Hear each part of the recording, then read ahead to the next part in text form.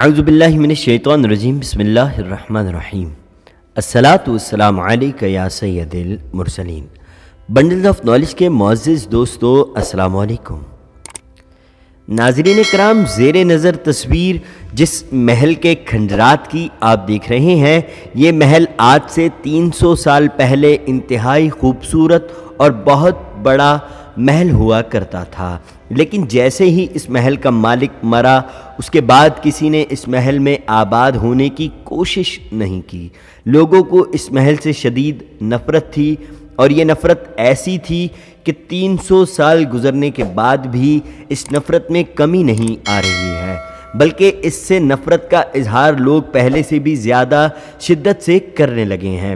مثال کے طور پر جب کوئی شخص اس محل کے قریب سے گزرتا ہے تو آج بھی اس کے اوپر تھوک کر گزرتا ہے، حتیٰ کہ کچھ لوگ نفرت میں اس قدر انتہا پسندی کا مظاہرہ کرتے ہیں کہ اس کی دیواروں پر باقاعدہ جوتے مارے جاتے ہیں۔ انسانوں کی تاریخ میں یہ پہلی عمارت ہے جس سے نفرت کی جاتی ہے، اور یہ بھی ایک تاریخی ریکارڈ ہے کہ کسی عمارت کو اس سے پہلے اتنا نفرت انگیز نام نہیں دیا گیا۔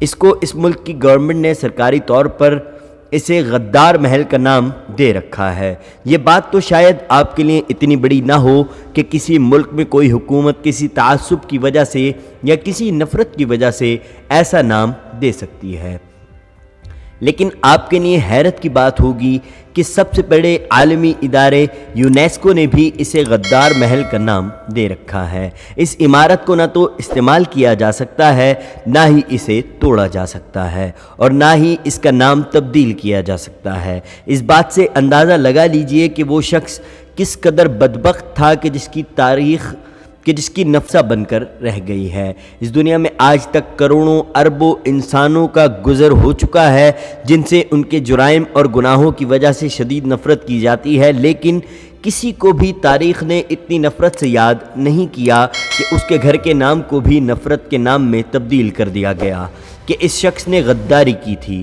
تاریخ نے جس طرح اسے یاد رکھا، اس سے ثابت ہوتا ہے کہ غداری ایک ایسا گناہ اور جرم ہے جسے دنیا کبھی بھی معاف نہیں کرتی۔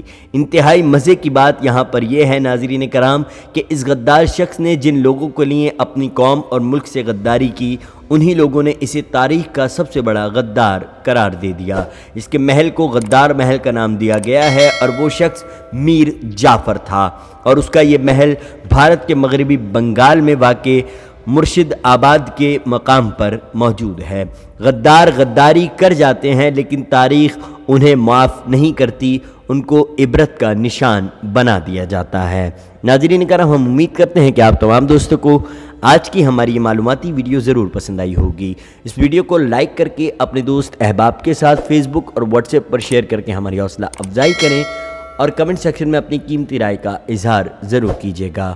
اور جو نئے دیکھنے والے دوست ہیں جنہوں نے آج پہلی مرتبہ بنڈلز آف نالج کی یہ ویڈیو دیکھی ہے، ان تمام دوستوں سے گزارش ہے کہ مزید اس طرح کی معلوماتی ویڈیوز دیکھنے کے لیے ہمارے چینل بنڈلز آف نالج کو سبسکرائب کر کے ساتھ موجود بیل آئیکن کو پریس کر کے آل سلیکٹ کر لیں، تاکہ ہماری ہر نئی آنے والی ویڈیو کا نوٹیفیکیشن آپ کو بر وقت موصول ہو سکے۔ انشاءاللہ تعالیٰ پھر نئی ویڈیو میں آپ تمام دوستوں سے ملاقات ہوگی۔